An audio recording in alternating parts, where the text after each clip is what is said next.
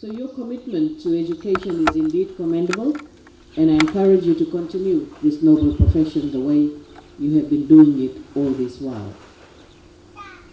Now, whenever I travel countryside, like today, it's not just to commission projects. It is also to meet the people of that area and to understand the difficulties so that we can consider some of the requests that you normally make to improve your quality of life or to improve the quality of your surroundings.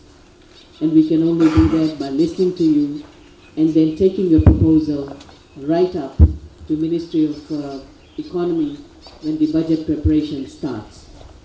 So I intend to do the same today. Let me talk about the government's investment into education. Ladies and gentlemen, it is for your information that I want to share with you today that every year government spends large sum of money for the education sector. Every year the budget is around $700 million for the education sector.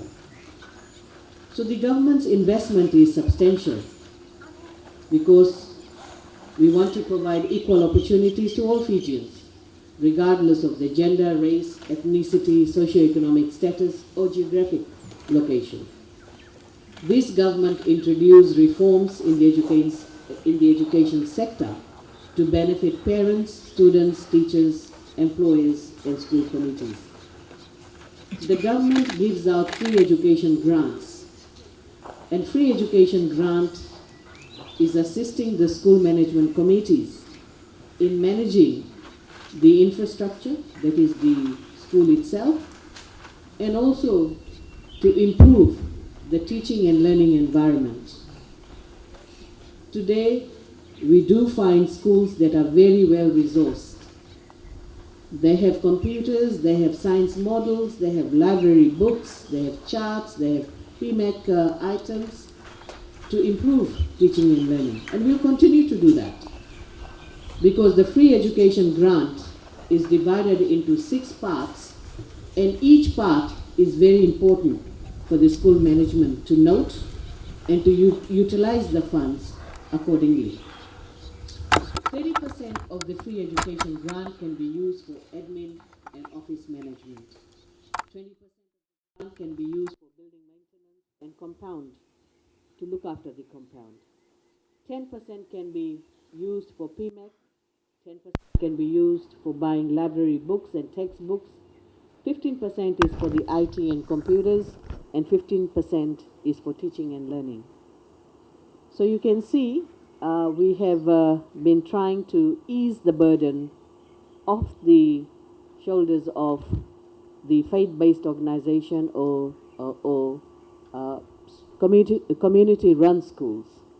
Previously, the community had to fundraise, they had to work extremely hard, and even in the school, we used to have fundraising day to raise money, and that used to be double burden on parents because one, they were contributing through school management committee, and secondly, the children were also contributing through their parents through all these fundraising activities.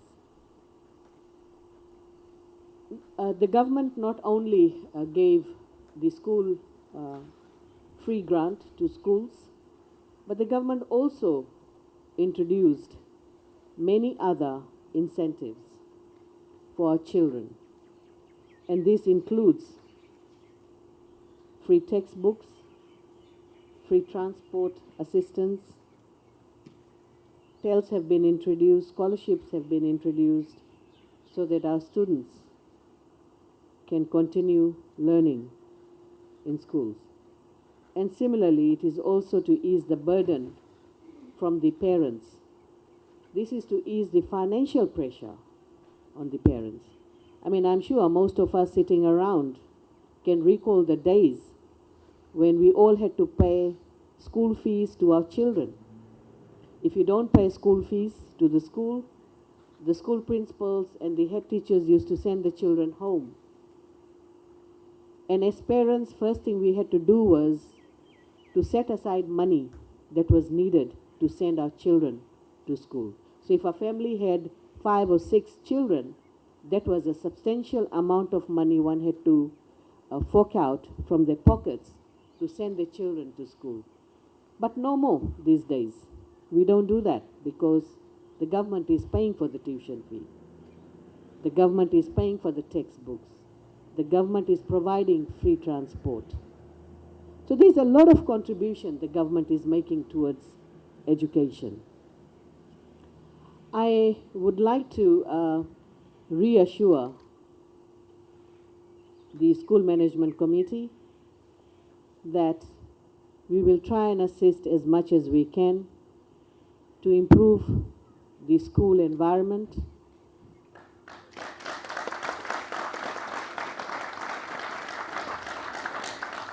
I have seen the condition of the school, some of the classrooms, before I spoke to you. It's simply because I wanted to see what the situation is so that we can have a very meaningful discussion with the School Management Committee and the heads of schools in finding a way forward. And finally, ladies and gentlemen, I want to talk to our students who are sitting patiently in that little corner. I want to say to you that it is unfortunate that we are having COVID-19 and you are most affected. Your education has been affected for the last 2 years. We had to close schools in 2020. It wasn't for a very long period, but unfortunately in 2021, we had to close the schools for 195 days, which is more than 6.5 months. And if we close schools for 6.5 months, we can understand the dilemma, or you can say the confusion or uncertainty that comes to the minds of our young people. You may be stressed out what will happen to you because some of you will be sitting for your Year 12 and Year 13 exams. And today I want to encourage you that please continue your focus. Continue your focus on your studies. The teachers are there to assist you. Make sure that it is do or die situation. Keep focusing. Keep trying hard. You will definitely succeed. If you need any assistance, please do not hesitate to contact your principal, to contact your teachers. If anywhere the Ministry of Education can assist you, we will.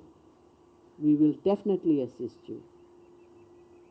I also want to request the school management, the parents and guardians, and the head of schools and teachers that please try and find out why some of the students have not come back to schools. Talk to these students and try and get these students back into the classroom. That's where they belong. Do not leave them at home. It is about their future, and we all got to help that child to come back to school. So with these words, ladies and gentlemen, I want to wish you Merry Christmas and a very Happy New Year. Thank you very much, and Vinaka Vakalevu.